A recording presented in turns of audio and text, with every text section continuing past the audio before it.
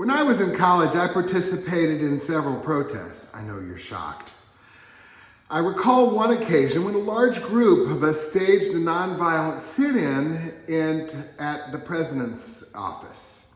I don't recall the issue, likely the experience of women on campus or the college's investments in South Africa. I also participated in a very large demonstration for Soviet Jewry on the National Mall in Washington, D.C. Suffice it to say that those protests were worlds apart from what took place a year ago at Columbia University and at several other American academic institutions. In some places, campus property was violently occupied. Protesters denied access to campus facilities to all but demonstrators. Protesters disrupted the business of the university, which above all is education and research. Campus policies were violated, and at Columbia and too many other places were not enforced. Antisemitism was a significant element of many of these protests. Often Jewish students were singled out for condemnation or excluded from campus spaces because they're Jews who have not renounced the Jewish state. Even Jewish religious observances were disrupted. No college or university should tolerate that kind of behavior. If an institution permits students to be excluded from campus activities or to face harassment or worse because of their religious identity, that college or university is in violation of Title VI of the Civil Rights Act, and it should face legal consequences. Students and others who perpetrate violence, vandalism, or harassment should be prosecuted if they have committed crimes or suffer institutional consequences if they have violated campus policies. President Trump and his administration have acted strongly against institutions that they judge to have violated federal anti-discrimination laws. In recent weeks, our government has withheld hundreds of millions of dollars from each of several institutions. It has also detained and threatened deportation of foreign citizens who are in this country legally, but who have allegedly broken our laws, supported terrorism, or interfered with American foreign policy. The Union for Reform Judaism, Central Conference of American Rabbis, and American Conference of Cantors expressed reservations. In the wake of the arrest and threatened deportation of Mahmoud Khalil, the public face of pro-Palestinian protests at Columbia, Reform leaders reminded us that we must be wary of the danger of trampling on civil liberties and tarnishing the transparent justice system that is a hallmark of our system. As Americans, we must protect due process, the essential right to protest, and the expression of free speech, even when such speech is hateful, causes us pain, or targets us. There is a range of appropriate ways to condemn and address such problematic speech. As the case proceeds, we expect the government to make its case rooted in the law, and that Mr. Khalil will be given the opportunity to defend himself as due process demands. As a member of a Facebook group for parents of students at Brandeis University, I regularly see the need for such a statement. In that social media group, I often see charges of impermissible or anti-Semitic campus protest at a school where my son Daniel is a student. Parents who are rightly disgusted by the hateful slogans of anti-Israel protesters call for the university to put an end to each demonstration on campus. Students, though, including Daniel, report that these protests are laughably small, that campus policies are clearly articulated and strictly enforced, and that Jewish students have never been made to feel unsafe or seen their rights violated by such demonstrations since October 7th, 2023. Adam Lehman, the CEO of Hillel International, is also concerned. Lehman understands the problem.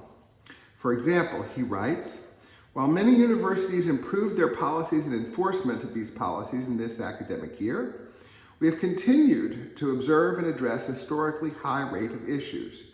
We've cataloged more than 1,300 discrete incidents of campus anti-Semitism already this academic year. and to address another common misconception about the nature of discrimination and harassment targeting Jewish and Israeli students. The majority of these issues of conduct are issues of conduct, not speech. Among those conduct-based incidents, more than 350 involve threats or violence, and more than 200 involve vandalism targeting individual students, Hillel buildings, and other Jewish campus organizations. And for those who contend that universities are fully capable of addressing campus anti-Semitism on their own, recent and longer-term history indicate otherwise. There are numerous cases from the last 18 months when universities only chose to pursue basic remedial actions, such as enforcing their existing codes of conduct, after Title VI investigations, lawsuits, or other government actions spurred them to do so. Still, he added, we also believe that due process for those accused of wrongdoing is essential, whether through mandated protections in legal settings or consistent, fair, and responsive disciplinary procedures at the university level. Lehman shares the words and sentiments of Jacob Miller, a Harvard senior and former Hillel president, who charges that the administration's actions against elite colleges and universities aren't really about anti-Semitism, but threaten interests that Jews share. Miller wrote this week about the millions withheld from universities on the pretext of fighting anti-Semitism. The expansive nature of these billion-dollar cuts suggests that Trump's interest is not narrowly fighting campus anti-Semitism, but rather neutering universities and their ability to conduct research. Institutions of higher learning are cornerstones of liberal democracies and act as bulwarks against authoritarianism. It is telling that Trump's team wants them demolished. Indeed, Vice President J.D. Vance gave a now infamous speech 3 years ago entitled, "The Universities Are the Enemy," long before October 7th brought anti-Semitism so prominently to the surface of many university campuses. As the assault on higher education proceeds, politicians are seizing on Jews as their perfect political pawns. Let me be clear, Miller says. I've had dozens of meetings with various university officials. Never once have I been approached by a current Trump official, and never once, to my knowledge, has the Trump administration consulted Jewish student leadership in any formal way. Anyone familiar with campus life knows funding cuts will have little effect on Jews' experience at Harvard, besides degrading the quality of research and instruction. Worse, they could set back research significantly and destabilize the academy, one of the institutions in which Jews have historically thrived. This week, we begin reading the book of Leviticus, replete with commandments that Israelites bring sacrifices of their finest products of their flocks, herds, and fields to the Jerusalem temple. The Hebrew word for sacrifice, korban, does not have the meaning of giving something away for a higher purpose, as the English word does. Instead, it means to draw close. In the last 18 months, some Jewish students have faced criminal anti-Semitism on their college campuses. Laws and campus policies must be enforced vigorously. Many more, though, even Brandeis students, have faced discomfort walking by protests that do not impede their activities but subject them to protesters' often hateful chants. I wonder if that discomfort isn't a sacrificial korban, drawing Jewish students closer to one another and to Jewish life. The increase in campus Jewish activity is well documented.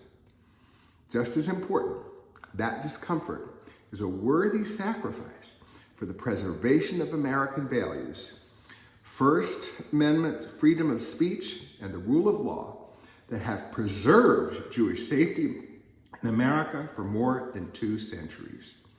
If Jewish discomfort preserves America as a refuge for our people, a sacrifice that draws American Jews closer to our nation as a whole, it's a worthy and patriotic sacrifice.